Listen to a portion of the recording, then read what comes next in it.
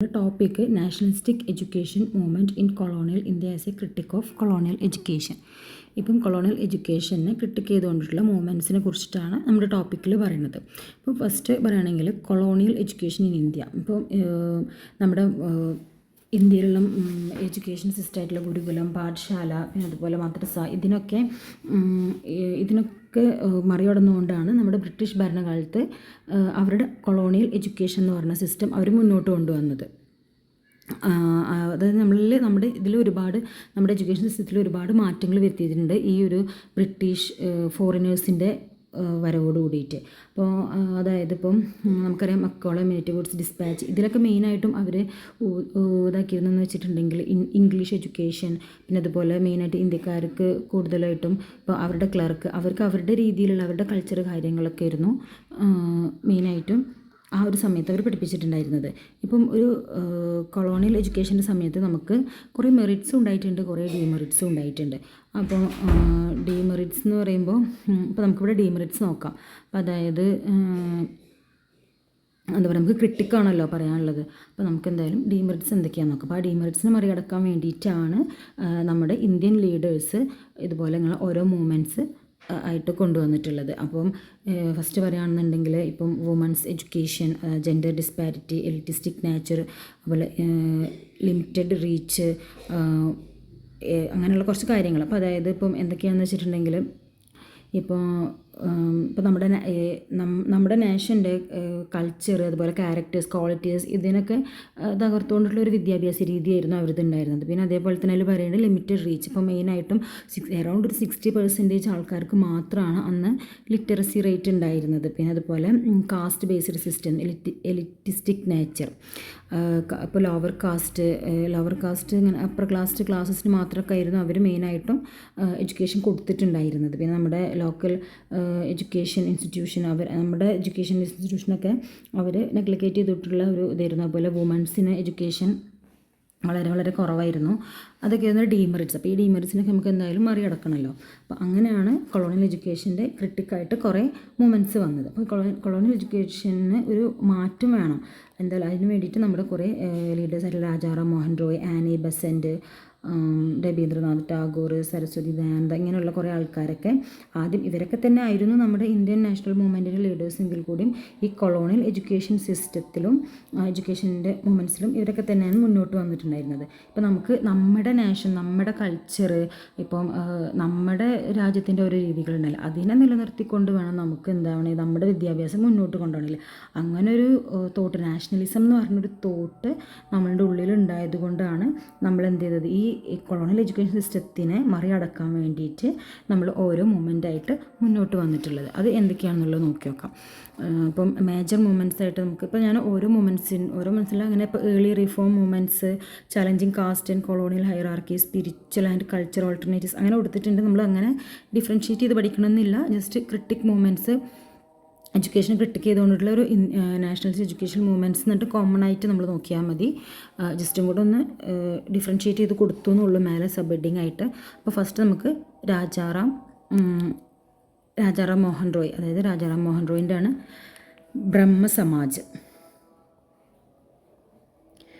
Okay. അപ്പം ഇതിൽ മെയിനായിട്ടും 1817 ആള്, ആ മൂവ്മെൻറ്റിൻ്റെ പേരാണ് ബ്രഹ്മസമാജ്. ആളെന്ത് ചെയ്തിട്ടുണ്ടായിരുന്നു, ഹിന്ദു കോളേജ്, വേദാന്ത കോളേജ്, ഇതൊക്കെ ഫൗണ്ട് ചെയ്തിട്ടുണ്ടായിരുന്നു. മെയിനായിട്ടും നമ്മൾ ഇന്ത്യൻസിനെ പഠിക്കാനായിട്ട് അവിടെ മെയിനായിട്ട് പഠിപ്പിച്ചിരുന്നതെന്ന് വെച്ചിട്ടുണ്ടെങ്കിൽ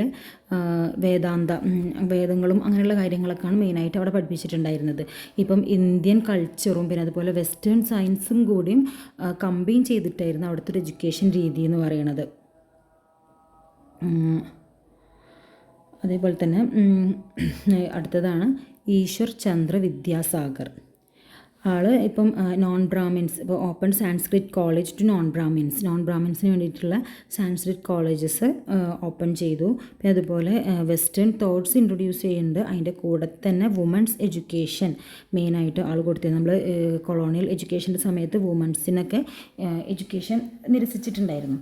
അപ്പോൾ അതിനെ മറികടക്കാൻ വേണ്ടിയിട്ടാണ് ആൾ മെയിനായിട്ട് പ്രവർത്തിച്ചിട്ടുണ്ടായിരുന്നത്.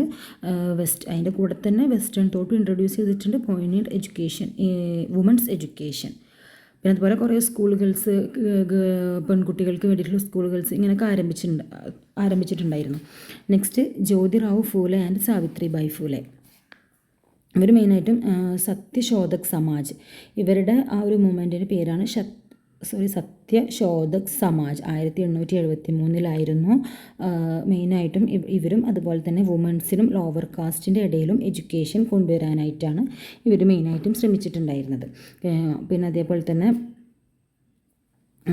Opening school with mathematics, science and social studies. Okay, അപ്പോൾ ഇത്രയും കാര്യങ്ങളാണ് ജ്യോതിറാവു ഫൂലെയും സാവിത്രിബായി ഫൂലെയും ചെയ്തിരുന്നത്. അപ്പോൾ ഇവർ മെയിനായിട്ട് ഊന്നൽ നൽകുന്നത് education among women and lower caste peoples. പിന്നെ ഇവരുടെ ആ ഒരു ഇതിൻ്റെ മൊമെൻ്റ് എന്ന് പറയുന്നത് സത്യശോധക് സമാജായിരുന്നു. അതിലൂടെയാണ് ഇവർ ഈ കാര്യങ്ങളൊക്കെ നേടിയെടുത്തിട്ടുണ്ടായിരുന്നത്. Next SNDP Dayanand DAV schools, Dayanand സരസ്വതിയുടെ. ഓക്കെ, SNDP നമുക്കറിയാം ശ്രീനാരായണ ഗുരു. അത് രണ്ടും ഇപ്പം മേലെ ഇങ്ങനെ challenging caste and colonial hierarchies അങ്ങനെ പറഞ്ഞല്ലോ, അങ്ങനെ വേർതിരിച്ച് തന്നെ എഴുതണമെന്നില്ല. ജസ്റ്റ് അവരുടെ മൂവ്മെൻറ്റിൽ മെയിനായിട്ടും അവർ ഊന്നൽ കൊടുത്തിരുന്നത് കാസ്റ്റിനെ ബേസ് ചെയ്തിട്ടായിരുന്നു. ഇപ്പോൾ ആനി ബസൻറ്റ്, രവീന്ദ്രനാഥ് ടാഗോർ, അതുപോലെ മദൻ മോഹൻ മലവ്യാസ്, ഇവർ മെയിനായിട്ട് കൊടുത്തിരുന്നത് കൾച്ചറും അതുപോലെ സ്പിരിച്വൽ ആയിട്ടുള്ള കാര്യങ്ങൾക്കായിരുന്നു. അങ്ങനെ ജസ്റ്റ് ഡിഫറൻഷ്യേറ്റ് ചെയ്തേ ഉള്ളൂ. ഓക്കെ, അപ്പം SNDP ഇപ്പം Sreenarayana Guru movement critique the colonial education for perpetuating brahmanical hierarchies. Okay, ഇപ്പം ബ്രാഹ്മൺസിൻ്റെ മൂലങ്ങളും ഇതിനൊക്കെ തിരുത്തുകയും അപ്പോൾ അതുപോലെ തന്നെ സമഗ്ര ഒരു വിദ്യാഭ്യാസം അതായിരുന്നു പ്രോത്സാഹിപ്പിച്ചിട്ടുണ്ടായിരുന്നത്.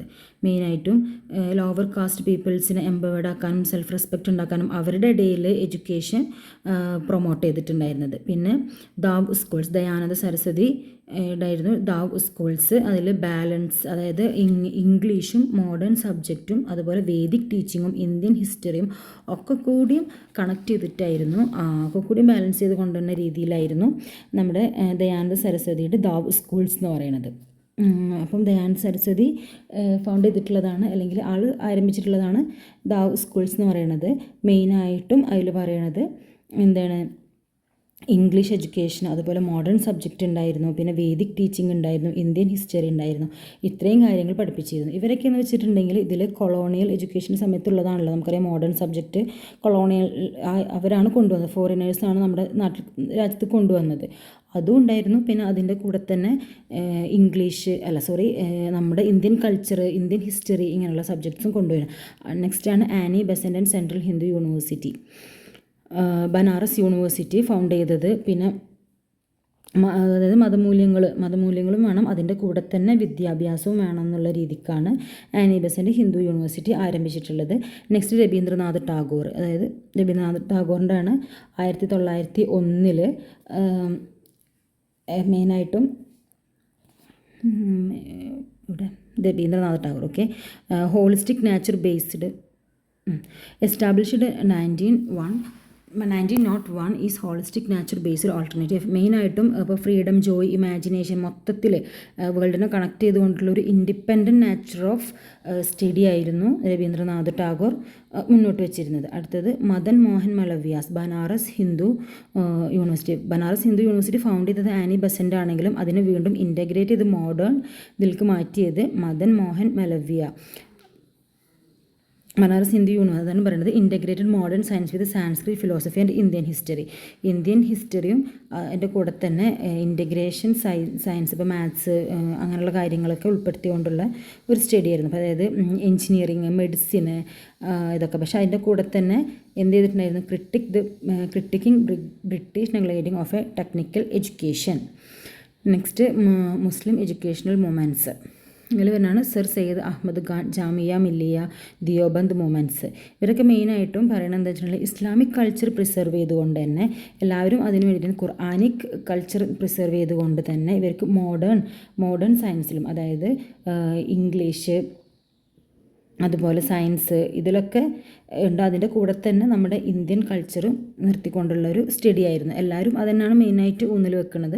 ഇതിൽ പറയുന്നുണ്ട് വെസ്റ്റേൺ സയൻറ്റിഫിക് എഡ്യൂക്കേഷൻ വിത്ത് ഖുർആനിക് ടീച്ചിങ്. അതുപോലെ തന്നെ അലിഗർ യൂണിവേഴ്സിറ്റി സർ സെയ്ദ് അഹമ്മദ് ഖാൻ ആണെന്ന് ഓർത്ത് വെക്കുക. പിന്നെ അതേപോലെ ജാമിയ മില്ലിയ, ഇവിടെ മെയിനായിട്ടും ബ്രിട്ടീഷ് ഇതാക്കിയിട്ടുണ്ടായിരുന്നു. പിന്നെ അതേപോലെ തന്നെ നെക്സ്റ്റ് പറയുന്നതാണ്, ഇതിൽ പറയുന്നുണ്ട് മൊത്തത്തിൽ, ഞാൻ ടൈം കൂടുന്നതുകൊണ്ടാണ് ഇതിങ്ങനെ ഇതാക്കുന്നത്. എന്ന് വെച്ചിട്ടുണ്ടെങ്കിൽ ഇപ്പോൾ ബ്രിട്ടീഷ് റൂളർ ഇപ്പോൾ മെയിനായിട്ട് അവർ പഠിപ്പിച്ചിരുന്ന ഒരു മീഡിയ എന്ന് പറയുന്നത് ഉറുദു, ഹിന്ദി ഇതിലൊക്കെ ആയിരുന്നു ഉണ്ടായിരുന്നത്. പിന്നെ അതുപോലെ തന്നെ train the patriotic citizen four A nation building and social responsibility. നമ്മുടെ രാജ്യത്തിന് വേണ്ടി, നമ്മുടെ നിലനിൽപ്പിന് വേണ്ടിയിട്ടാവണം നമ്മുടെ സിറ്റിസണിനെ ബിൽഡ് ചെയ്യുന്നത്. അങ്ങനെ ഒരു സോഷ്യൽ റെസ്പോൺസിബിലിറ്റി കൊടുത്തുകൊണ്ട് വേണം എന്നുള്ള രീതിക്കുള്ള ഒരു എഡ്യൂക്കേഷനായിരുന്നു കൊടുത്തിട്ടുണ്ടായിരുന്നത്. പിന്നെ അതേപോലെ തന്നെ ദിയോബന്ദ് മൂവ്മെൻറ്റ് എസ്റ്റാബ്ലിഷ് ചെയ്തിട്ടുള്ളത് 1867 ഇതിലും അങ്ങനെ തന്നെ പറയുന്നത് preserve Islamic learning and identity under the colonial domination. നമ്മൾ ഇസ്ലാമിക് ഐഡൻറ്റിറ്റിനെ നിലനിർത്തിക്കൊണ്ട് നമ്മുടെ രാജ്യത്തെ, അതായത് കൊളോണിയൽ ഡോമിനേഷൻ, ഇപ്പം നമ്മുടെ രാജ്യത്തിൻ്റെ കൾച്ചറും നമ്മുടെ രാജ്യത്തിൻ്റെ എന്താ പറയുക അതിനൊക്കെ പ്രിസർവ് ചെയ്യാനും ആക്കാൻ വേണ്ടിയിട്ടുള്ള ഒരു സ്കോളേഴ്സ് ആയിരിക്കണം എന്നുള്ളതാണ് ദിയോബന്ദ് മൂവ്മെൻറ്റിലും പറയുന്നത്. മെയിനായിട്ട് എല്ലാവരുടെയും ഉദ്ദേശം എന്ന് വെച്ചിട്ടുണ്ടെങ്കിൽ ഇപ്പോൾ ഈ ഒരു എഡ്യൂക്കേഷൻ വഴി നമ്മുടെ രാജ്യത്തിൻ്റെ കാര്യങ്ങളൊക്കെ പ്രിസർവ് ചെയ്ത് വെക്കുക. നമ്മുടെ രാജ്യത്തിൽ നമുക്കായിരിക്കണം ഫ്രീഡം ഉണ്ടാവേണ്ടത്, നമ്മളായിരിക്കണം നമ്മുടെ കാര്യങ്ങൾ തീരുമാനിക്കേണ്ടത്. അങ്ങനെയുള്ള ഒരു ഇതാണ് അവർ മെയിനായിട്ട് പിടിച്ചിട്ടുണ്ടായിരുന്നത്. അത് ഒരു എഡ്യൂക്കേഷൻ വഴി എന്നുള്ള ഒരു വേ ഓഫ് എഡ്യൂക്കേഷൻ, അതാണ് അത്രേ ഉദ്ദേശിക്കുന്നുള്ളൂ സംഭവം. അപ്പോൾ നെക്സ്റ്റ് പറയുന്നത് വെച്ചാൽ national council of education and സ്വദേശി മൂവ്മെൻറ്റ്. അപ്പോൾ ഇതിൽ മെയിനായിട്ടും ചുരുക്കി പറയാം, ഇതിൽ മെയിനായിട്ടും പറയണത് എന്താണെന്ന് വെച്ചിട്ടുണ്ടെങ്കിൽ, ഇപ്പം മോഡേൺ ടെക്നിക്കൽ ഇങ്ങനെയുള്ള കാര്യങ്ങളൊക്കെ ഫീച്ചേഴ്സായിട്ട് നാഷണൽ കൗൺസിൽ എഡ്യൂക്കേഷനിൽ പറയുന്നുണ്ട്. Modern philosophy, technical education, mother tongue medium, പിന്നെ അതുപോലെ തന്നെ പാട്രിയോട്ടിക് ക്യാരക്ടർ. ഇപ്പോൾ മോഡേൺ എന്ന് പറയുമ്പോൾ balanced Indian philosophy, literature and history with modern science and technology. ഇതും അതന്നെയാണ് പറയുന്നത്. മോഡേൺ സയൻസ്, ടെക്നോളജി, ഹിസ്റ്ററി ഒക്കെ പ്രിസർവ് ചെയ്തുകൊണ്ട് നമ്മുടെ ഇന്ത്യൻ ഫിലോസഫി പ്രിസർവ് ചെയ്തുകൊണ്ട് ബാലൻസ് ചെയ്തുകൊണ്ട് അതിൻ്റെ കൂടെ തന്നെ നമ്മൾ എന്ത് ചെയ്യണം, മോഡേൺ സയൻസും ടെക്നോളജിയും കൂടെ പഠിച്ചെടുക്കണം. അതുപോലെ ടെക്നിക്കൽ എഡ്യൂക്കേഷനും മെയിനായിട്ട് തന്നെ പിന്നെ മദർ ടങ്. ഇപ്പം നമ്മുടെ ഇന്ത്യൻ ലാംഗ്വേജസ് വഴി വേണം നമ്മുടെ മീഡിയ എന്ന് പറയുന്നത്.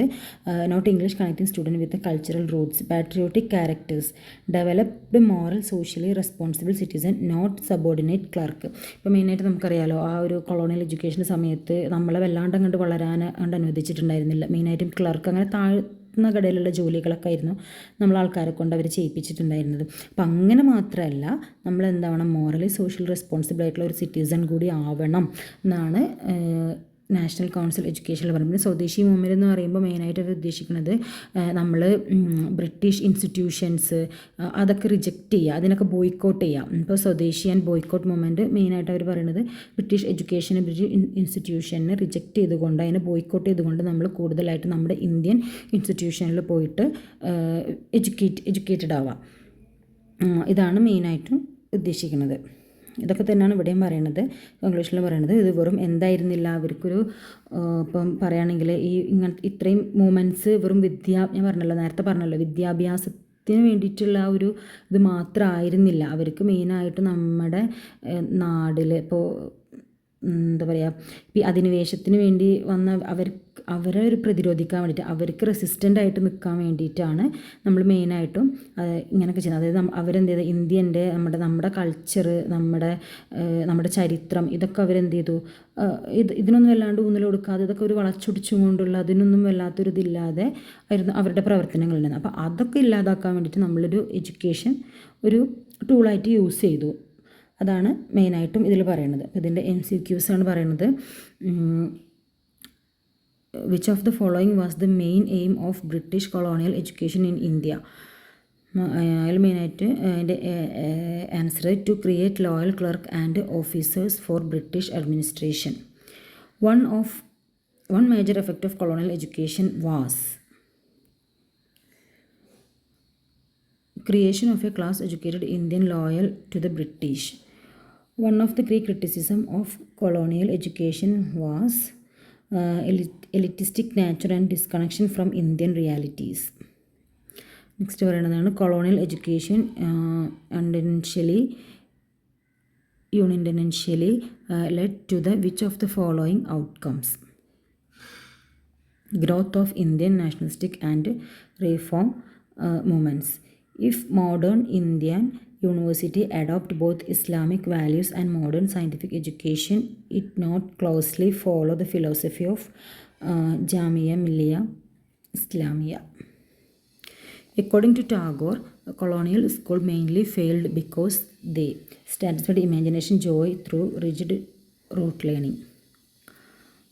Next പറയുന്നതാണ് a school emphasize open air classroom freedom and joy. നേരത്തെ ക്വസ്റ്റ്യൻ തന്നെ ജസ്റ്റ് ഒന്ന് ഇങ്ങോട്ട് തിരിച്ചിട്ടു എന്നുള്ളൂ. Tagore's education philosophy. Okay, next assertion. The main objective of colonial education was promote critical thinking among Indians. The British wanted Indians to become independent thinkers and leaders. അല്ലല്ലോ. അപ്പോൾ നമുക്ക് എന്താ പറയാം, both and are false.